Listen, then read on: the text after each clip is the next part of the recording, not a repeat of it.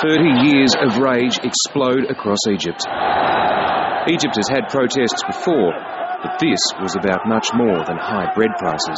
Freedom of expression, huh? Freedom of expression! They treat us like rats, and this is all unacceptable. And for the first time in 30 years, Egyptians are out to say this is unacceptable.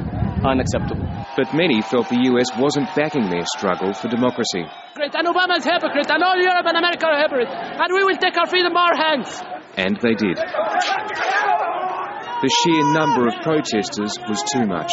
Hour after hour they kept rushing the police lines, met with barrages of tear gas, baton charges and rubber bullets. This is how Hosni Mubarak has maintained order and stability in Egypt for 30 years. It's also the tactic he's been using for the past 4 days, but it doesn't seem to be working this time. The 6 o'clock curfew came and went. Then, for the first time in more than 20 years, the Egyptian army appeared on the streets. The protesters welcomed the soldiers as heroes, and the riot squads withdrew. For hours afterwards, the streets were lawless. Protesters roamed at will, some celebrating victory, others setting fire to symbols of the regime. Then, in the early hours of the morning, President Hosni Mubarak appeared publicly for the first time since the riots began, promising social, economic and political reform. Today I have asked the government to offer its resignation.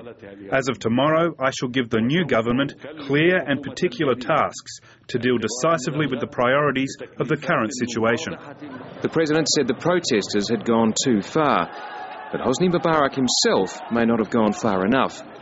These protests were specifically about bringing an end to his 30 years in power, and he's showing no sign of giving that up.